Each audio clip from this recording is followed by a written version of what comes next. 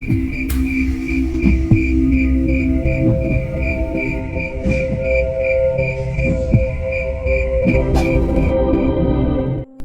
penjelasan Mas Fajar, aku jadi curiga dengan sosok wanita tersebut. Aku terus memperhatikan wanita tersebut hingga dia menyadari kalau aku sedang memperhatikannya. Wanita tersebut beranjak dari duduknya. Dia melangkah ke arahku. Aku terpana melihat kecantikannya. Astagfirullah, ucapku dengan mengalihkan pandanganku.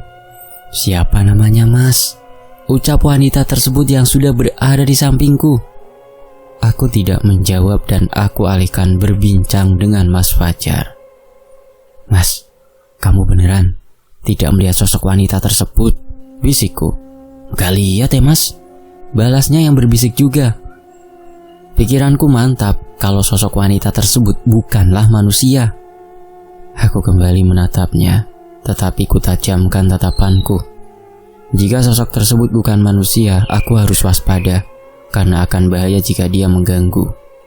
Tenang, aku bukan sosok yang suka mengganggu manusia, ucapnya lembut. Siapa kamu? Jika kamu bukan sosok yang jahat, lantas apa tujuanmu datang ke sini? Tanyaku menginterogasi. Nanti saja, biar tuanku menjelaskan. Tetapi aku merasakan ada kekuatan besar di dalam tubuhmu, ucapnya. Siapa tuanmu? Tanyaku lagi. Aku, Mas, aku tuannya, ucap laki-laki yang berada tidak jauh dariku. Laki-laki tersebut beranjak berdiri dan berjalan mendekat ke arahku. Dia langsung duduk di sebelahku. Perkenalkan, nama saya Rian, Mas. Saya dari luar kota dan tujuan saya kesini untuk ke Desa Tandur Tulang. Jelasnya. Desa Tandur Tulang? Balasku terkejut. Iya, Mas. Ada urusan yang tidak bisa saya jelaskan, Mas. Lah, Mas ini dari mana mau kemana? Tanya laki-laki yang bernama Rian. Saya dari rumah teman, Mas, dan mau pulang. Kebetulan rumah saya ada di desa tujuan, Mas. Balasku. Mas dari Desa Tandur Tulang? Iya, Mas. Oh ya, saya belum memperkenalkan diri ya. Nama saya Rama, Mas, dan ini teman saya, namanya Fajar. Kami saling berbincang, dan di tengah-tengah perbincangan dihentikan oleh Pak Budi yang mengantarkan pesanan kami. Melihat nasi putih yang di atasnya ada ikan lele dan disiram oleh kuah santan, aku sudah tak sabar untuk menyantapnya. Monggo, Mas, ini yang pakai ikan lele dan ini yang pakai ayam, ucap Pak Budi sambil meletakkan piring di atas meja depan kami. Wah, makasih Pak Budi, balas Mas Fajar. Aku segera menyantap nasi yang berlauk ikan lele tersebut, dan Mas Rian juga langsung menyantap nasinya. Tidak butuh waktu lama, Mas Fajar sudah menghabiskan makanannya. Dia langsung pergi ke belakang, entah apa yang akan dilakukannya. Tetapi dia segera kembali, sembari membawa 3 gelas teh hangat. Wah, Mas Fajar pengertian juga ya, ucapku. Alah, cuma ambilin air minum aja kok, Mas, balasnya. Setelah selesai makan, aku tidak langsung pulang, tetapi istirahat dulu di warung tersebut, sembari menikmati setiap isapan rokok. Mas Rian pun juga masih berada di warung tersebut. Katanya dia mau berangkat bersama aku dan Mas Fajar. 1 batang rokok belum kuhabiskan, teleponku berbunyi. Ternyata bapak yang menghubungiku. Halo, Assalamualaikum Pak, ada apa? Tanyaku. Gimana? Kamu sudah selesai apa belum? Jika sudah segera pulang, Ram, balas bapak. Memangnya ada apa, Pak? Tanyaku. Sudah, nanti saja menjelaskannya kalau sudah di rumah, ucap bapak sambil menutup teleponnya. Mas Fajar, ayo kita pulang. Sepertinya di desa ada yang tidak beres, ajakku pada Mas Fajar. Ada apa, Mas, di desa? Tanya Mas Rian penasaran. Entah, Mas, saya juga tidak tahu, bapak tidak menjelaskannya, jawabku. Aku dan Mas Fajar segera siap-siap untuk langsung pulang. Mas Rian pun juga berangkat menuju desa bersamaku. Dan sosok wanita cantik itu juga mengikuti Mas Rian. Saat aku mau menuju keluar, aku berbisik kepada Mas Rian. Mas, sosok wanita itu siapa, Mas? Bisikku. Oh, ini teman perjalanan, Mas, jawabnya santai. Aku hanya mengangguk yang menandakan memahami perkataan Mas Rian. Aku dan Mas Fajar mulai berjalan pulang dan diikuti oleh Mas Rian. Saat sudah memasuki gapura desa, Mas Rian berhenti seperti merasakan sesuatu, dan sosok wanita yang bersamanya langsung melesat terbang ke atas, mencari apa yang dia rasakan. Tetapi aku sendiri tidak merasakan apa-apa. Aku pun ikut berhenti. "Ada apa, Mas?" tanyaku. "Padahal ini masih siang. Kenapa ada energi sangat kuat sekali?" balasnya. "Dari arah mana, Mas, energinya?" tanyaku lagi. "Sepertinya dari arah barat," jawabnya. Sosok wanita yang bersama Mas Rian kembali dan melaporkannya kepada Mas Rian. "Rian, ada yang tidak beres ini. Kita harus segera bertemu dengan bapak-bapak itu," ucapnya. "Ya udah Sinta, kita langsung berangkat saja," balas Mas Rian. "Mas Rama, aku duluan ya. Semoga kita bisa bertemu lagi nanti," ucapnya dan langsung berangkat. Aku pun langsung berangkat untuk mengantar Mas Fajar pulang terlebih dahulu, dan akan langsung pulang untuk menemui bapak. Tetapi saat di rumah Mas Fajar, bapaknya menyuruh untuk singgah terlebih dahulu. Ya, untuk menghormati, aku pun singgah terlebih dahulu. "Mas, desa ini semakin parah. Semoga Masnya bisa cepat menyelesaikan juga ya," ucap bapaknya Mas Fajar. "Baik Pak, saya minta doanya ya. Semoga desa ini bisa kembali seperti dulu lagi," balasku. "Oh ya, kemarin para warga mendapatkan teror pocong merah, Mas. Wah, itu membuat para warga jadi terganggu mentalnya. Bahkan anak-anak muda dari kemarin sudah tidak berjaga lagi," jelasnya. "Pocong merah, Pak?" ucapku terkejut. "Iya, Mas. Bahkan ada yang dibawa kabur tubuhnya. Pak Hasan pun tidak bisa mencegahnya," ucapnya lagi. "Apa warga desa, Pak, yang jadi korbannya?" tanyaku. "Bukan, Mas, bukan. Salah satu mahasiswa yang lagi praktek yang jadi korban," jelasnya. Aku terdiam sejenak dan menghela nafas panjang. Aku pun langsung pamit untuk segera pulang. "Pak, saya pamit ya," ucapku. "Iya Mas, hati-hati ya," jawab bapaknya Mas Fajar. Di perjalanan pulang, aku masih memikirkan nasib para mahasiswa tersebut. Tetapi saat melewati hutan jati, aku melihat wanita di depanku jauh. Saat dekat ternyata adalah Rizka. Aku berhenti di dekatnya. "Dari mana, Riz?" ucapku. Rizka tidak menjawab pertanyaanku. Dia hanya terus berjalan dengan tatapan kosong. Aku terus mengikutinya dari belakang. Aku merasa ada yang tidak beres dengan Rizka. Tidak cuma sekali aku menawari tumpangan, tetapi dia tetap diam, tidak mengeluarkan suara sedikit pun. Aku langsung berhenti di depannya dan memaksa Rizka untuk naik ke sepeda. Karena tidak ada pilihan, akhirnya dia mau untuk naik, tetapi masih tetap tidak mengeluarkan perkataan atau suara sedikit pun. Hingga sampai di rumah Rizka tetap tidak mengucapkan sepatah kata pun. Dia tidak berani langsung masuk rumah. Aku turun dari sepeda dan kudapati ada sebuah sepeda motor yang sepertinya aku kenal sepeda motor tersebut, dan sepertinya di dalam rumah ada tamu yang sedang menemui bapak. 4 orang mahasiswa dari luar kota datang ke sebuah desa terpencil untuk melakukan KKN, tetapi mereka malah mendapatkan sebuah peristiwa yang tidak terduga. Satu teman mereka hilang di bawah sosok yang merasuki tubuh temannya itu. 3 temannya dan seorang bapak-bapak sedang mencari cara untuk menyelamatkannya. Dinda, Fitri, dan Surya masih dilanda kesedihan dan khawatir terhadap nasib yang dialami oleh temannya. Bapak tetap memberi wejangan dan nasihat kepada mereka supaya mereka bisa tenang. Sesekali bapak keluar dan duduk di teras untuk menungguku pulang. Mas Surya mengikuti bapak keluar dan menanyakan apa sudah ada kabar tentang keberadaanku. "Pak, apa Mas Rama sudah bisa dihubungi?" tanya Surya. "Sudah kok Mas, bentar lagi pasti datang," jawab bapak. Tiba-tiba ada suara sepeda motor yang datang dan berhenti di depan rumah. Bapak dan Surya langsung menoleh bersama. Mereka mengira yang datang adalah diriku, tetapi ternyata adalah tamu bapak dari luar kota. Setelah melihat siapa yang datang, bapak langsung menyambutnya. "Assalamualaikum," ucap tamu tersebut. "Waalaikumsalam Mas, monggo-monggo, masuk Mas," sambut bapak. "Nggih Pak, gimana kabarnya Pak, sehat?" "Alhamdulillah Mas, sehat." "Oh ya Mas, kenalin, ini Mas Surya, mahasiswa dari luar kota yang KKN di desa sini," lanjut bapak memperkenalkan Mas Surya. Mas Surya menyalami tamu bapak tersebut, dan mereka bertiga akhirnya masuk ke dalam rumah. Mereka bertiga mengobrol dan bapak pun menceritakan kejadian yang dialami oleh para mahasiswa kemarin. Tak lama saat mereka lagi mengobrol serius, tiba-tiba mereka mendengar suara sepeda motor. "Itu suara sepeda Rama Mas, coba Mas Surya lihat," ucap bapak. Aku mengajak Rizka untuk masuk ke dalam rumah, tetapi raut wajah Rizka sangat aneh. Mukanya sangat pucat, pandangannya kosong. Aku menggandeng tangannya dan mengajaknya masuk. "Assalamualaikum," salamku. "Waalaikumsalam. Rizka?" jawab Surya terkejut. "Ada apa Thomas? Kayak lihat hantu aja." Surya tidak menjawab. Dia menatapku dan Rizka seperti orang sedang melihat hantu.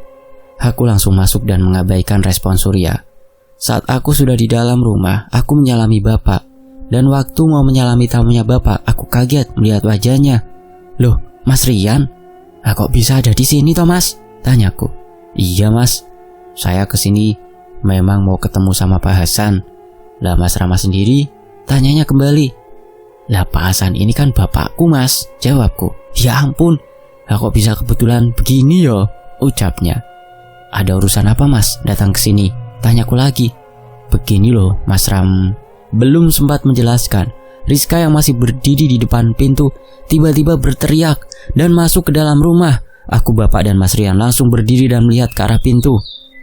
Kami sudah mendapati keadaan Surya yang sudah berlumuran darah, dan Rizka berubah menjadi sangat mengerikan. Mulutnya mengalir darah yang masih segar, matanya yang berubah menjadi putih keseluruhan. Sosok wanita yang bersama Mas Rian langsung muncul di depan kami bertiga. "Rian, dia bukan manusia, dia adalah roh murni yang menyerupai manusia," ucapnya. "Kenapa bisa Sinta? Ini kan masih siang," tanya Mas Rian. "Jangan lengah, coba lihat di luar," ucapnya lagi. Dan benar, di luar sudah gelap seperti malam hari. "Mas Rian, siapa sosok wanita ini Mas? Dari tadi ngikuti Mas Rian terus," tanyaku. "Dia adalah jin pendampingku Mas, namanya Sinta," jawab Mas Rian. Jin putri wanita tersebut langsung melesat melawan roh murni. Mereka bertarung di luar, dan bahkan roh murni seperti menggiring Sinta untuk menuju ke suatu tempat. Sementara itu, bapak membantu Mas Surya yang sudah jatuh di lantai dan berlumuran darah. Bapak mengambilkan air dan daun kelor untuk meredakan rasa sakit yang Mas Surya rasakan. Setelah minum air yang diberikan oleh bapak, Mas Surya menjadi lebih tenang. "Mas Rama, tolong Rizka Mas," ucap Mas Surya. "Rizka kenapa Mas? Ada apa dengannya?" tanyaku. "Dia di bawah sosok penunggu rumah Simbah Ram. Bapak tidak bisa mencegahnya. Dan jika Bapak tinggal untuk menyelamatkan tubuh Rizka, maka di desa tidak ada yang menjaganya. Jelas Bapak." "Benar Mas Rama. Tolong bawa kembali Rizka Mas," ucap Dinda yang keluar dari arah dapur. Aku menghela nafas panjang dan menatap bapak. Dia hanya mengangguk saja. "Baik, nanti malam saya akan datang ke rumah tersebut," ucapku. Mendengar ucapanku, wajah Surya dan Dinda terlihat sumringah. Tetapi Surya masih merasa sakit di tubuhnya. Dinda membantu Surya untuk masuk ke dalam kamar, sedangkan aku masih di ruang tamu bersama Mas Rian dan bapak.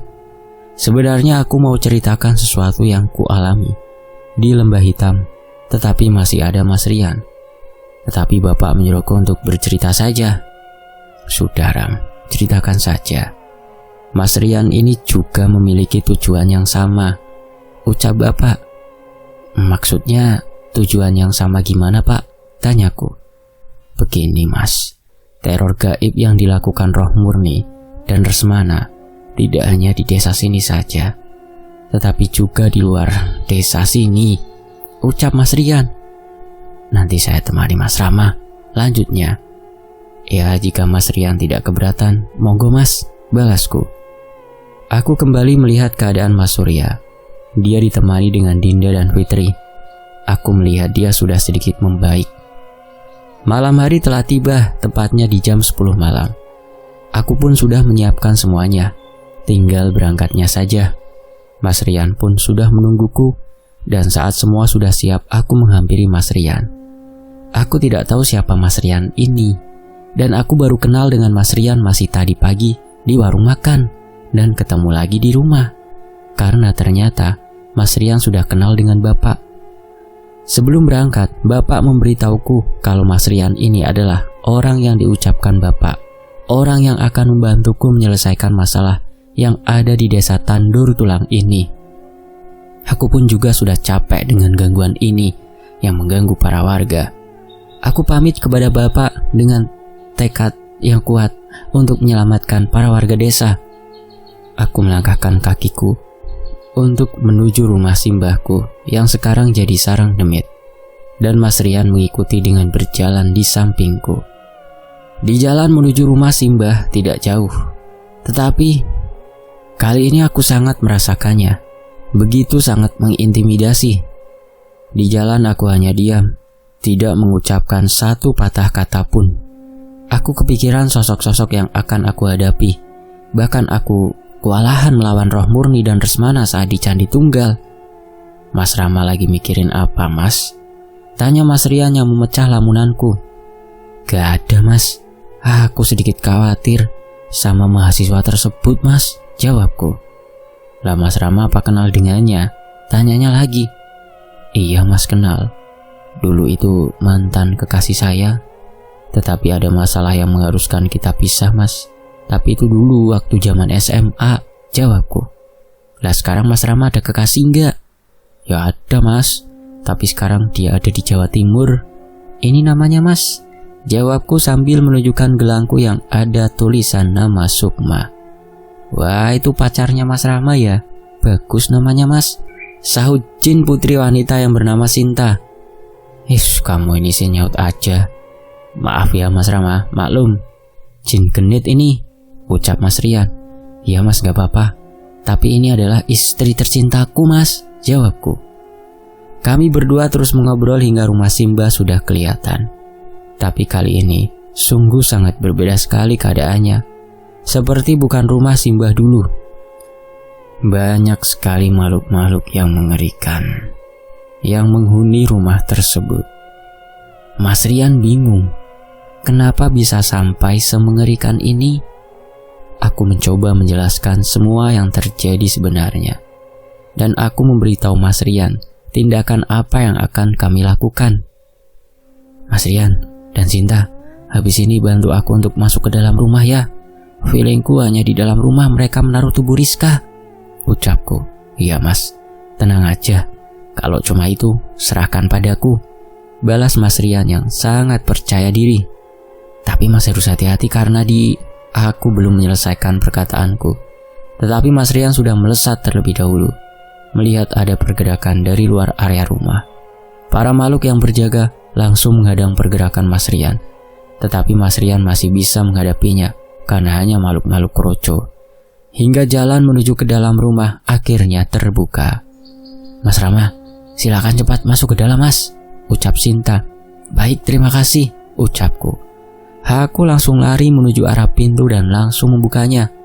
Sungguh tidak aku duga, di dalam banyak sekali sosok-sosok yang sangat di luar nalar bentuknya.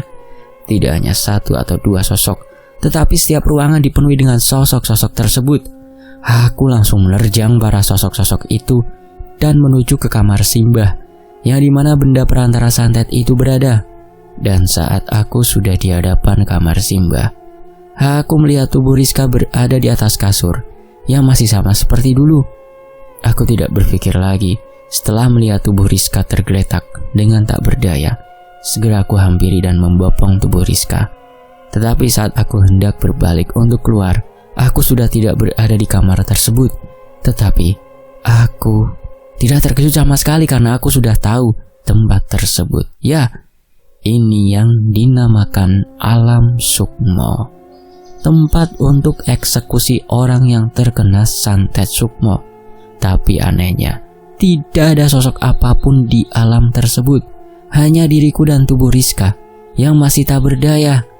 Aku segera meletakkan tubuh Rizka dan mencoba untuk mengeceknya. Ternyata dia masih bernafas, tetapi ada sebuah energi yang menghalangi kesadaran Rizka. Aku keluarkan kerisku dari pinggang dan meletakkan kerisku di dada Rizka. Dengan sendirinya, kerisku menyerap energi yang menghalangi tersebut. Tak lama dari itu, Rizka langsung tersadar dari pingsannya. "Riz, kamu baik-baik saja?" Tanyaku terlihat khawatir. "Apa yang telah terjadi, Mas Ram? Kita ada di mana ini?" ucap Rizka yang masih membaca situasinya. "Sudah, kamu minum ini dulu, biar tenang dulu," ucapku sambil memberikan sebotol air minum yang sudah didoakan oleh Bapak. Rizka segera meraih dan meminumnya. Dia sudah terlihat lebih tenang. Di alam tersebut hanya ada aku dan Rizka. Benar-benar hanya kami berdua. Dan sekelebat aku teringat momen saat kita masih menjalin hubungan dulu. Aku sedikit canggung kepada Rizka. Ya, kami dulu pisah karena hubungan kami tidak direstui oleh nenek dari pihak Rizka. Dan akhirnya Rizka memilih untuk memutuskan hubungan demi keluarganya. Aku sendiri juga berusaha untuk menerima keputusan yang dibuat oleh Rizka. Dan hingga aku sudah memiliki pengganti yang sangat baik sekali, yaitu istri tercintaku, Sukma Srikandi. "Mas Rama, kita ada di mana, Mas?" tanya Rizka yang merasa aneh. "Ini ada di alam lain, Riz. Tapi tenang aja, kita cari jalan keluarnya," jawabku. Alam gaib maksudnya, Mas?" "Iya, Riz." "Gimana kalau kita nggak bisa keluar dari alam ini, Mas?" ucap Rizka yang mulai merasa ketakutan. "Tenang, Riz, pasti kita bisa keluar. Kamu yang tenang ya. Aku sudah pernah kesini kok," ucapku yang berusaha menenangkan. Rizka terlihat tidak percaya kalau aku pernah datang ke alam gaib tersebut. Ya, memang saat aku masih menjalin hubungan sama Rizka, aku belum mengenal hal-hal gaib, spiritual, dan semacamnya. Rizka sudah mulai bisa berdiri dan berjalan meskipun masih terlihat sangat lemah. Aku mulai mengajaknya untuk mencari jalan keluar, tetapi sudah jauh kami berjalan, tetap kami berdua tidak menemukan jalan untuk keluar. Dan suatu ketika aku melihat ada beberapa makhluk yang memakai jubah dan memakai topeng kambing yang sedang menenteng sebuah kepala manusia. Mereka membawa 6 kepala manusia yang sudah terpisah dari tubuhnya. Tetapi Rizka masih menyadari keberadaan sosok-sosok tersebut. "Aku capek, Mas, jalan terus," ucap Rizka sedikit keras. Aku segera menutup mulutnya untuk diam. Karena sosok-sosok tersebut langsung menyadari akan suara yang baru saja Rizka keluarkan. Dan mereka langsung meletakkan kepala-kepala tersebut di atas tiang yang sudah mereka siapkan. Dan mereka melangkah ke arah kami berdua berada. "Riz, kita harus segera pergi dari sini," ucapku sambil menarik tangan Rizka untuk berlari. "Ada apa, Mas? Kenapa kita lari, Mas?" ucap Rizka tambah bingung. "Sudah, kita lari dulu, nanti aku jelaskan." Aku berlari sambil memegang tangan Rizka, dan aku menemukan sebuah batu yang sangat besar. Aku segera bersembunyi di belakang batu tersebut dan menyuruh Rizka untuk tidak mengeluarkan suara sama sekali. Tak lama kemudian, sosok-sosok berjubah hitam tersebut kelihatan dan mencari-cari keberadaan kami. Aku menutup mulut Rizka dengan rapat-rapat. Tetapi ada salah satu sosok tersebut menyadari kalau di balik batu ada aura manusia. Benar, batu itu adalah tempatku dan Rizka bersembunyi. Dengan cepat, batu tersebut dihancurkan dengan sekali ayunan cemeti. Cemeti yang terbuat dari sebuah rantai. Akhirnya aku dan Rizka ketahuan. Saat melihat sosok-sosok tersebut, Rizka sungguh benar-benar ketakutan. Dan tak terasa Rizka langsung memelukku dan menyembunyikan mukanya di dadaku. Aku mencoba untuk terus menenangkan Rizka. "Riz, tenang, aku akan selalu melindungimu," ucapku. "Mas Ram, aku takut sekali," balas Rizka. "Tenang-tenang, aku yakin kita akan selamat kok," balasku. Aku menyuruh Rizka untuk duduk dan tidak melihat para sosok-sosok tersebut. Dan aku mulai untuk menghadapi sosok berjubah hitam tersebut. Ada sekitar 6 sosok dan ada satu sosok yang aku pernah bertarung bersamanya. Dia yang membunuh simbahku dulu. Masih ingat denganku? Ya, meskipun bapakmu pernah memusnahkanku, tetapi untungnya aku punya ilmu yang bisa hidup kembali. Ucapnya pelan tapi sangat mengerikan. Baiklah, kali ini aku Rama Amarta akan benar-benar memusnahkanmu dan ilmumu yang kau tanam di rumah simbahku, ucapku dengan tegas. Baik, tapi sebelum melawanku, hadapi dulu anak buahku. Ucapnya dan melangkah pergi. 5 sosok berjubah hitam sudah siap untuk menyerangku. Aku sendiri juga sudah siap kapanpun jika mereka berlima melakukan serangan.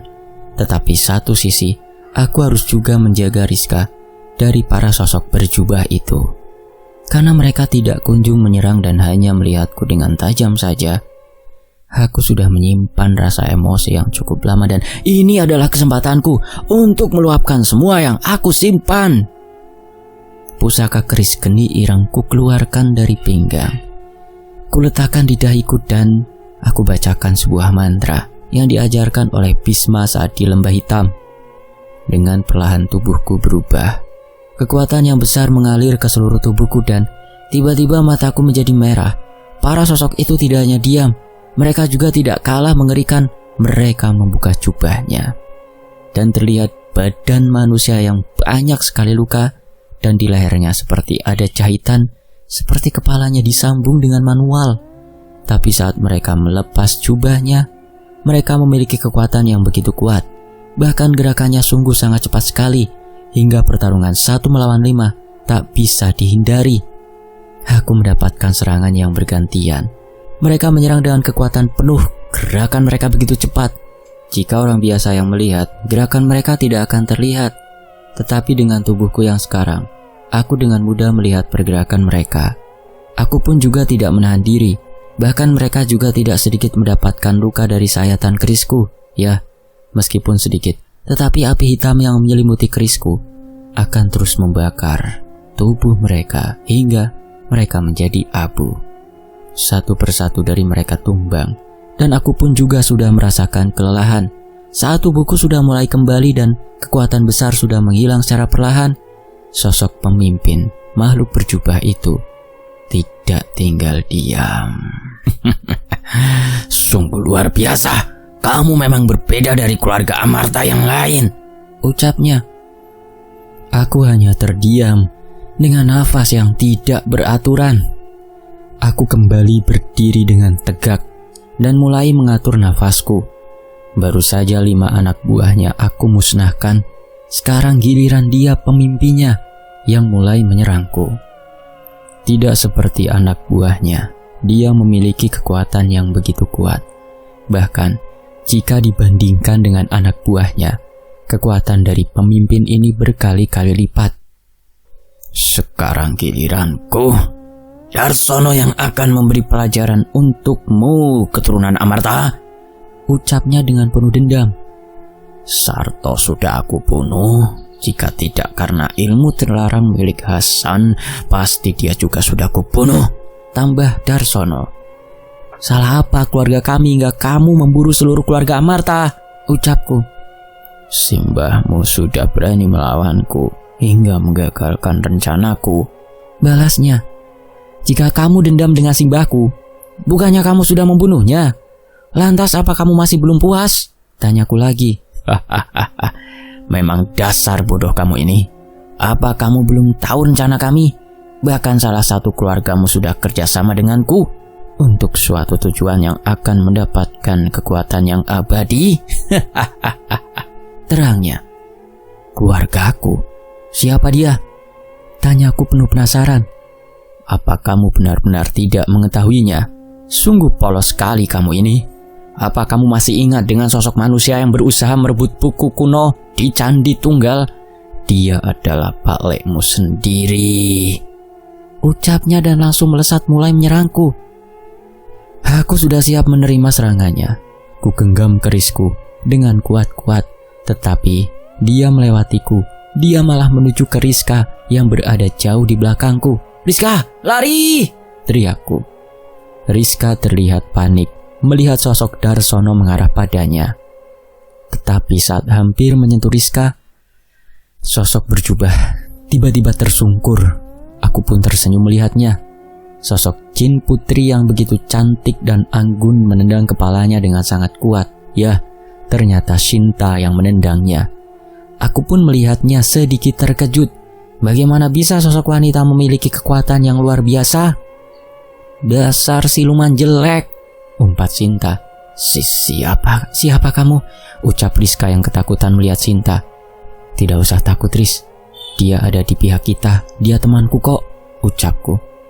Enak aja, sejak kapan kita temenan? Ucap Shinta sedikit judes. Apa, Mas Rama temenan dengan jin sekarang, Mas? Ucap Rizka dengan muka tidak percaya. Sudahlah, tidak usah aku jelaskan. Yang penting dia makhluk baik, Riz, balasku. Oh, iya, di mana Mas Rian? Tanyaku pada Shinta. Bentar lagi dia datang, jawabnya. Sosok berjubah Darsono segera bangkit berdiri dan memandang Shinta dengan terkejut. Sepertinya dia menyadari kalau Shinta bukanlah manusia, tetapi sosok jin putri. Darsono tersenyum sinis sambil mengangkat tangannya dan menunjuk Shinta. Makhluk rendahan.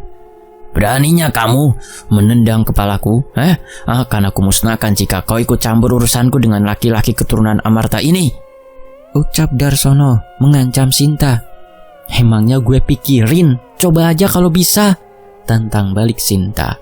Kurang ajar, sini kamu jin rendahan, akan aku penggal kepalamu, ucap Darsono penuh amarah. Shinta mulai melangkah maju dengan penuh keyakinan. Aku mencoba memperingatkan, tetapi Shinta tidak merespon ucapanku. Ya, pertarungan antara jin wanita dengan Darsono tidak bisa dielakkan lagi. Darsono menyerang Shinta tanpa ampun. Tetapi Shinta bukanlah jin rendahan. Dia juga tidak kalah kuat dengan Darsono. Bahkan setiap serangan yang dilakukan Darsono bisa dibantahkan oleh Shinta. Aku berpikir jika sosok sekuat Shinta menjadi musuhku akan sangat merepotkan sekali. Aku tidak mau hanya menonton saja. Aku juga akan segera membantu Shinta. Riz, kamu tunggu di sini saja ya. Jangan kemana-mana. Aku akan membantu dia, ucapku kepada Rizka. Iya Mas, kamu hati-hati ya, balas Rizka. Iya, kamu yang tenang.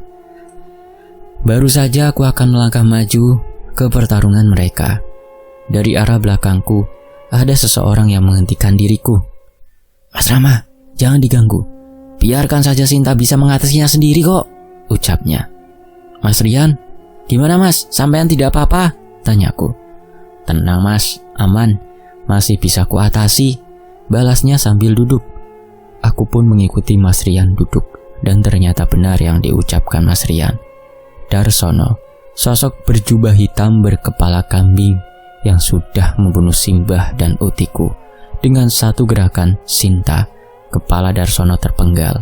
Aku pun yang melihat kejadian itu seketika memejamkan mataku, karena Shinta mengeksekusi Darsono begitu kejam sekali. Mas Rian, apa Shinta memang begitu cara bertarungnya? Tanyaku. Ya, itulah Shinta Mas, balasnya singkat. Aku hanya bisa menggelengkan kepala, merasa tidak percaya dengan semudah itu Shinta membantai Darsono. Tetapi yang bikin aku ngeri lagi, Shinta mengambil kepala Darsono dan melemparkan ke arahku. Cepat bakar kepala itu dengan api hitammu, ucap Shinta yang berjalan dengan anggun. Baik, ucapku yang segera mengeluarkan kerisku dan segera membakar kepala Darsono yang sudah berwujud kambing. Dengan cepat, api hitam itu membakar kepala itu dan berubah menjadi abu. Setelah musnahnya Darsono, yang tadinya kita berada di sebuah padang yang luas, tiba-tiba berubah menjadi sebuah ruangan seperti kamar. Ya, benar, itu kamar simbahku. Dan aku melihat di bawah tempat tidur ada benda yang dibungkus dengan kain. Aku segera mengambilnya. Mas Rian, Rizka, ayo kita segera keluar dari rumah ini. Kita harus segera menyerahkan benda ini kepada Bapak, ucapku. Benda apa Mas Rama? Tanya Mas Rian. Ini yang menjadikan teror-teror gaib di desa Mas, balasku. Saat baru keluar kamar, tiba-tiba Rizka terjatuh. Aku pun segera memeriksa keadaannya. Tidak ada hal gaib di tubuhnya, dan wajah Rizka terlihat begitu pucat sekali. Aku segera menggendong Rizka dan keluar dari rumah Simbah tersebut. Saat kami bertiga keluar, ternyata langit sudah terang. Ternyata Bapak sudah menunggu kami di jalan. Bapak pun segera mengajak kami untuk pulang.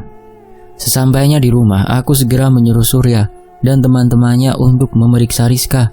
Sedangkan aku, Mas Rian, dan Bapak langsung rundingan mengenai benda yang aku temukan. Bapak pun dengan hati-hati membuka benda yang terbungkus kain tersebut. Dengan terbukanya benda tersebut, aku dan Mas Rian merasa ngeri karena ternyata benda tersebut adalah sebuah tulang-tulang manusia. Rama, mulai sekarang kita harus mulai waspada karena akan datang serangan yang lebih besar lagi, ucap Bapak. Iya Pak, aku sudah tahu siapa, dan kita tidak boleh tinggal diam. Kita harus terus menjaga para warga, balasku. Tenang Mas Rama, saya dan Sinta pasti akan membantu kalian, sahut Mas Rian. Iya Mas, terima kasih ya, ucapku. Saat kami bertiga masih membicarakan rencana yang akan kami lakukan, tiba-tiba ada yang datang dengan tergesa-gesa. Ternyata yang datang adalah Mas Fajar. Pak Hasan, Mas Rama, gawat, ucap Mas Fajar dengan ngos-ngosan. Datang ke rumah orang Lombok yo, ucap salam dulu toh Mas, tegurku. Gawat Mas, ini benar-benar gawat, lanjut Mas Fajar. Tenang, sek Mas, tenang, duduk dulu, suruh Bapak. Mas Fajar segera duduk dan mengatur nafasnya yang masih belum beraturan. Dia segera mengambil gelas kaca yang berisi teh hangat di depannya. Dengan sekejap, teh tersebut sudah habis diminum. Setelah minum, Mas Fajar terlihat sedikit tenang. Mas, kalau mau minum, minta Mas, jangan asal minum, itu milik orang, ucapku. Ya ampun, maaf ge Mas, panik soalnya, balas Mas Fajar. Wes, ndak apa-apa Mas. Ada apa sebenarnya? Lah kok sampai sepanik itu? Tanya Bapak. Para warga Pak, banyak yang kesurupan dan pingsan Pak.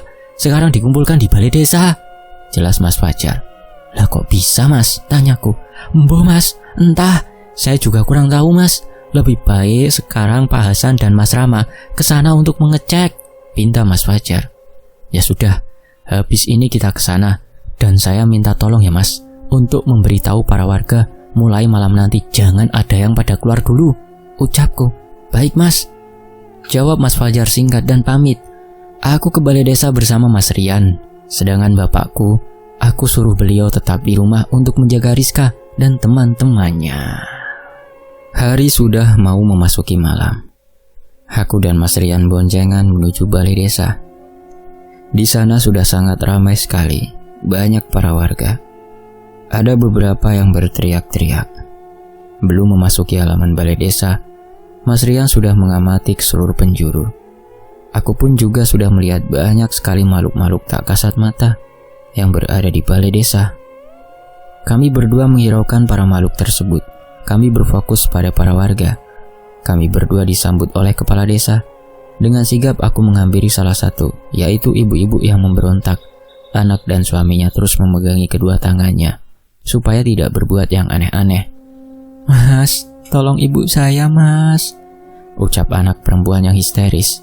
Tenang ya dek, Mas pasti membantu ibumu, ucapku pelan sambil mengusap kepala anak tersebut. Kuarahkan tanganku ke ibu-ibu itu, dan ku pegang kepala ibu itu. Aku bacakan beberapa ayat-ayat suci. Ibu tersebut memberontak dengan lebih kuat. Dengan lirih aku mendengar ibu tersebut berucap sesuatu. Hari ini malam terakhir, akan ada pertempuran gaib lagi, kata ibu tersebut dengan memandangku melotot. Tetapi habis berucap, ibu tersebut langsung tak sadarkan diri. Anak perempuan yang terus memegangi tangan ibunya tersebut langsung merasa lega melihat ibunya sudah tidak memberontak lagi. Dia mengucapkan terima kasih kepadaku. Belum selesai di situ, masih ada beberapa orang yang belum sadar dari kerasukannya. Aku berbicara kepada kepala desa untuk menginstruksikan supaya para warga membaca ayat-ayat suci. Dengan segera para warga melakukan yang diinstruksikan oleh kepala desa. Dengan perlahan satu persatu warga yang kerasukan mulai sadar. Pak Kades, untuk malam ini para warga tetap Di balai desa saja ya Pak, karena saya dan teman saya itu akan menyelesaikan teror di desa ini malam ini. Oh ya, saya juga minta tolong ya Pak, bantu saya dengan membaca ayat-ayat suci dari sini. Sebelum saya kembali jangan sampai berhenti ya Pak, kataku menjelaskan. Baik Mas Rama, akan kami lakukan yang Mas Rama ucapkan, balas Pak Kades. Aku segera mencari keberadaan Mas Rian yang dari tadi tidak aku lihat. Ternyata dia sudah berdiri di pinggir jalan, dan di sampingnya sudah ada sosok wanita yang mendampinginya. Ya, benar, itu adalah Sinta. Aku ambil motorku dan kuhampiri Mas Rian. Saat aku baru mau tanya apa yang dia lihat, tetapi dia sudah naik dan menyuruhku untuk jalan. Ayo Mas Rama, langsung jalan, kata Rian. Jalan kemana Mas? Tanyaku penasaran. Ke rumah yang di atas bukit kemarin. Ayo cepat, jalan. Kita selesaikan malam ini juga, jawab Mas Rian dengan tegas. Baik Mas, tapi sebelum kita ke sana, Mas Rian apa mengetahui sesuatu? Tanyaku lagi. Dia tetap menyuruhku untuk mulai menjalankan motorku. Dan di perjalanan menuju rumah Simbah, Mas Rian menceritakan yang dialami saat di balai desa. Jadi saat baru sampai di balai desa, Mas Rian sudah menemukan keberadaan roh murni dan Resmana di antara makhluk-makhluk lainnya. Bahkan saat aku masih fokus menangani ibu-ibu tadi, Sinta, sosok putri jin pendamping Mas Rian, sudah terlibat perkelahian dengan roh murni. Tetapi roh murni dan Resmana melarikan diri. Tetapi Sinta tetap mengikutinya dan Sinta mengetahui mereka menuju rumah Simbah. Saat di jalan menuju rumah Simbah, aku berjumpa dengan Mas Fajar yang baru memberitahu para warga yang masih di rumah untuk tidak keluar malam ini. Aku tanya dia, mau kemana selanjutnya? Dia menerangkan mau ke balai desa untuk mengecek para warga yang ada di sana. Lah sampean mau kemana Mas? Tanya Mas Fajar. Aku mau ke rumah Simbah Mas. Malam ini harus selesai semuanya. Aku sudah muak dengan teror ini, jawabku. Aku ikut jo Mas, ucapnya singkat. Tidak usah Mas, biar aku dan Mas Rian saja yang kesana. Bahaya soalnya Mas, cegahku. Alah pokoknya saya ikut Mas, siapa tahu aku bisa membantu kalian, ucapnya meyakinkan. Aku memandang ke arah Mas Rian, dan ternyata beliau mengangguk setuju. Ya mau gimana lagi, akhirnya aku mengizinkan Mas Fajar untuk ikut denganku dan Mas Rian. Aku mulai melanjutkan perjalanan dan diikuti Mas Fajar di belakangku. Entah aku sudah tidak berpikir lagi karena di pikiranku saat ini harus selesai malam ini. Beberapa menit kemudian, aku, Mas Rian dan Mas Fajar sudah sampai di rumah Simbah.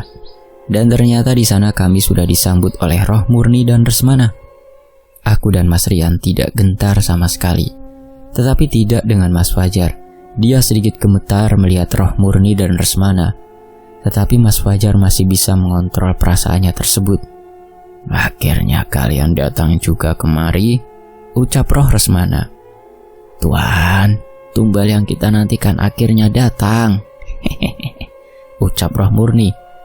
Awalnya aku bingung dengan ucapan roh murni yang menyebutkan tuan. Tetapi beberapa detik kemudian langsung terjawab kebingunganku. Ada sosok laki-laki yang berjalan dari arah belakang dan kedua roh manusia yang memiliki dendam tersebut. Sosok laki-laki yang memiliki badan tinggi besar, berambut gondrong, dan dia hanya menggunakan celana hitam yang panjangnya hanya setinggi lutut. Di tangan kanannya memegang sebuah parang, di tangan kirinya memegang sebuah karung. Tanpa mengucapkan sesuatu, karung yang dipegangnya dia lemparkan ke arahku. Dan saat karung tersebut sudah jatuh di hadapanku, benda yang ada di dalamnya menggelinding keluar dari karung. Saat aku melihatnya, perutku langsung merasa mual ingin muntah.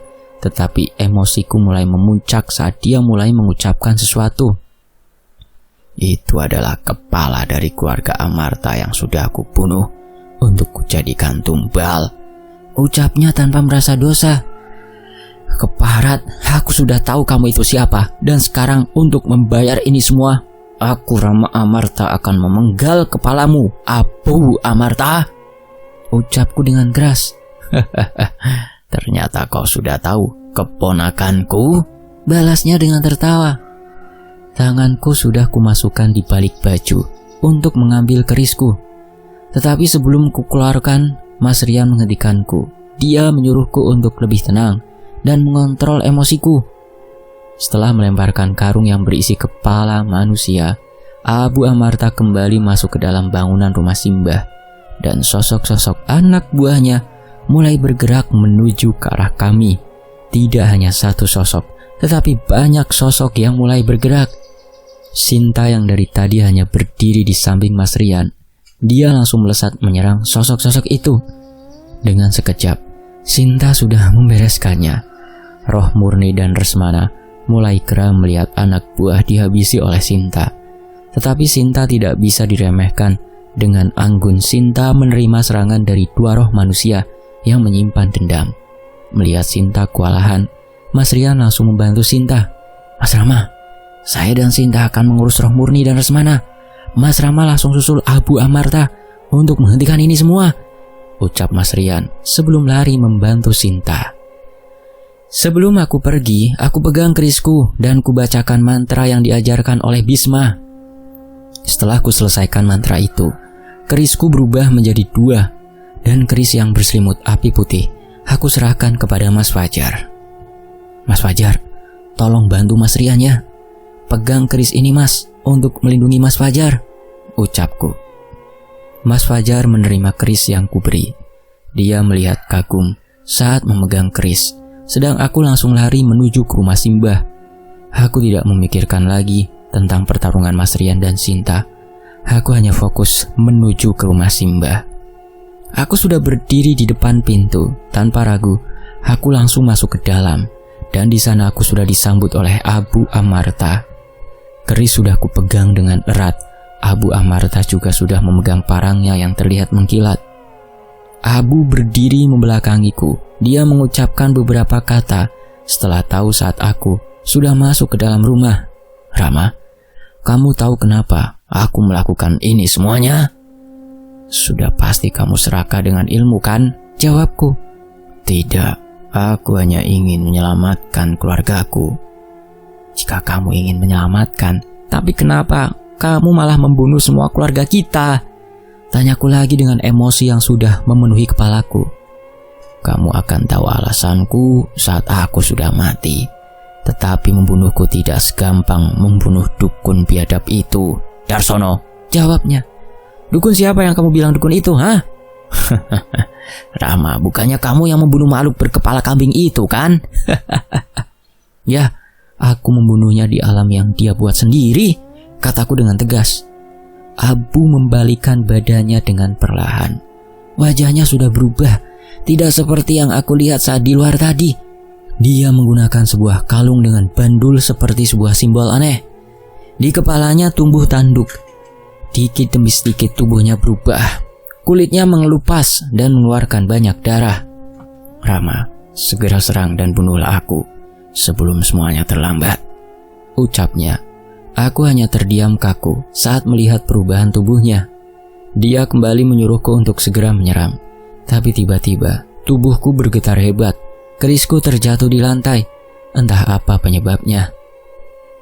"Abu, aku akan sepenuhnya menguasai tubuhmu," terdengar suara yang mengerikan dari mulut Abu Amarta. "Rama, cepat serang sebelum dia menguasaiku sepenuhnya." Abu memohon agar segera diserang.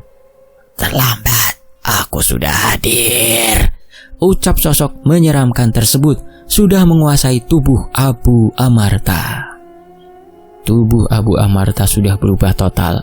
Dia sudah tidak pantas disebut manusia. Benar, dia sudah seperti iblis dengan kepala memiliki tanduk dan kulit yang seperti kayu. Tangan di tangannya masih memegang parang. Dia menatapku dan mulai berjalan kepadaku. Aku pun segera mengambil kerisku yang tergeletak di lantai. Sekitar berjarak 1 langkah, dia langsung mengayunkan parangnya kepadaku, yang dimana aku masih dalam keadaan jongkok. Dengan cepat, aku menahan parang tersebut menggunakan kerisku. Saat menahannya, aku merasakan kekuatan yang sangat kuat sekali. Padahal dia hanya mengayunkan parangnya dengan pelan, tetapi tenaga yang dihasilkan begitu sangat besar. Setelah itu aku dengan cepat menggulingkan badan untuk segera menghindari dari parang tersebut. Tetapi serangan yang dia lancarkan tidak sampai di situ. Cukup lama aku dan dia berkelahi di dalam rumah tersebut, hingga saat dia mengayunkan parangnya lagi, dan aku pun juga mengayunkan kerisku. Dua senjata berbenturan, tetapi karena kuatnya kekuatan sosok tersebut, kerisku sampai terlempar. "Ah!" Dia berteriak dengan keras menandakan jika dia tidak bisa dilawan hanya dengan fisik. Dia mencekekku dan mengangkatnya mendekatkan wajahku ke hadapannya. "Aku akan kembali menguasai dunia ini dan akan aku sesatkan para manusia," ucapnya dengan suara yang menggema. Dengan sombongnya dia berucap seperti itu di hadapanku. Bukannya takut, dengan tersenyum tipis aku ludahi mukanya. Dengan sekuat tenaga, dia melemparkanku hingga membentur tembok yang terbuat dari kayu. Aku terduduk lemas. Tak terasa mulutku sudah mengalir darah segar. "Memangnya kamu siapa ingin menguasai dunia ini?" ucapku. Dengan tertatih aku mulai bangkit dan aku terpikir ingin melakukan sesuatu. "Iblis sepertimu tidak pantas untuk dibiarkan. Aku Rama Amarta akan mengembalikanmu ke neraka," ucapku dengan tegas dan mulai mengambil topeng pemberian Mbah Jum dan kupakai. Lalu aku membacakan sebuah mantra yang pernah aku pelajari di kitab kuno. "Wekdal saantawis, ulangan bab pinaringan, dumagi, dadadadadar." Yang tadinya keris terlempar entah kemana-mana, tiba-tiba sudah melayang di hadapanku. Aku pegang dengan erat kerisku. Penglihatanku mulai berubah. Aku bisa melihat di dalam tubuh makhluk iblis itu ada sosok roh manusia yang terbelenggu. Benar, sosok roh itu adalah Abu Amarta. Dari sini aku mengerti apa yang dikatakan oleh Abu tadi. Ternyata yang melakukan ini semua adalah makhluk iblis itu yang menguasai tubuh dan pikiran Pak Le Abu Amarta. Tidak membuang waktu lagi. Dengan tambahnya kekuatan yang berada di tubuhku, aku langsung menyerangnya dengan membabi buta iblis tersebut. Tetapi dia tidak mudah untuk dikalahkan. Api hitam dari kekuatan kerisku mulai membakar tubuh iblis tersebut. Bukannya kesakitan, tetapi dia malah tertawa. "Apimu memang panas, tapi tidak sepanas api neraka," ucapnya. Dengan tubuh masih terbakar, iblis itu masih bisa melayangkan serangan kepadaku dengan telak. Sebuah pukulan menghantam mukaku. Aku pun tersungkur, sepertinya dia mengeluarkan seluruh kekuatannya di serangan tersebut. Topeng yang kupakai tiba-tiba terjatuh dan sudah terbelah menjadi dua. Pandanganku mulai berkunang-kunang. Sebelum aku kehilangan kesadaran, aku sekali lagi membaca sebuah mantra. Setelah mantra itu selesai kubacakan, api hitam yang membakar iblis itu tiba-tiba berubah menjadi merah merona, sayup-sayup. Aku mendengar teriakan dari sosok iblis itu. Dan akhirnya, pandanganku gelap. Aku sudah tidak mengingat apa-apa lagi. 3 hari kemudian, aku mendengar suara seorang perempuan. Dengan perlahan, aku membuka mataku. Aku mendapati Rizka dan ketiga temannya sedang duduk di lantai dekat kasur, yang dimana tubuhku terbaring lemas. "Mas Rama, akhirnya sadar juga. Sudah 3 hari kami bergantian menjaga Mas," ucap Rizka. "Iya, terima kasih. Kalian sudah mau merawatku," jawabku dengan suara yang masih lemas. "Itu sudah kewajiban kami, Mas, dan seharusnya kami yang berterima kasih kepada Mas Rama," sahut Surya. "Betul, Mas, seandainya tidak ada Mas Rama, entah gimana nasib kami," ucap Dinda. Sudah beberapa hari aku tidak mengabari Sukma. Aku meminta tolong kepada Mas Surya untuk mengambilkan handphoneku yang terletak di atas meja, dan aku segera menelpon Sukma. Cukup lama aku menunggu respon dari Sukma, dan akhirnya teleponku terhubung. "Halo, assalamualaikum Dek, ini Mas," ucapku. "Waalaikumsalam. Alhamdulillah, akhirnya Mas menghubungi juga. Adek selalu menunggu kabar dari Mas," jawab Sukma. "Iya, maafin Mas ya, baru bisa ngasih kabar. Oh ya, mungkin 2 hari lagi Mas pulang," ucapku. "Apa masalahnya udah selesai, Mas?" tanya Sukma. "Entah, Mas juga belum tahu, Dek. Ya sudah, Mas tutup dulu ya teleponnya." "Iya Mas, nanti kalau pulang hati-hati loh ya," ucap Sukma dan langsung kututup teleponnya. Tak lama bapak datang dengan membawa sebuah mangkok dan kelapa muda.